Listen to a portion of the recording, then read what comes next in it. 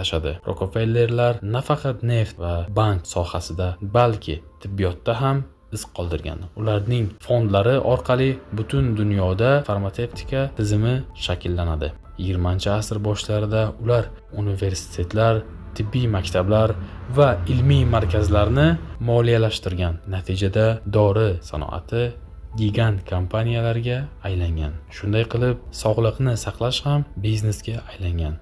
Ko'pchilik aytadi, Rockefellerlar odamlarni dori bilan davolashdi, ammo hech qachon sog'lom qilishmadi. Bu albatta metafora, lekin unda haqiqat zarrasi bor. Bugungi avlod va yashirin ta'sir.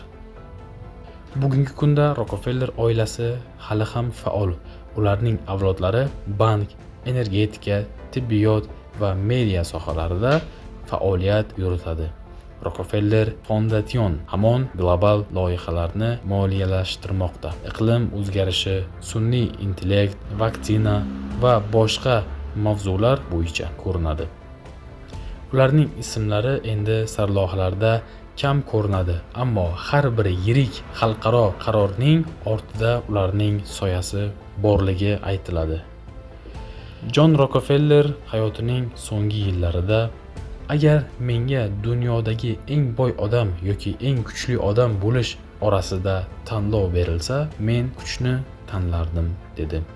Bu so'zlar uning haqiqiy maqsadini ochiq beradi va bu ta'sir hali ham dunyo siyosatining chuqur qatlamlarida yashab kelmoqda.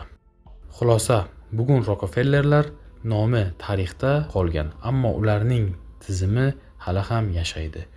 Ular asos solgan kompaniyalar, banklar va fond hali ham dunyo iqtisodiyotining yuragi.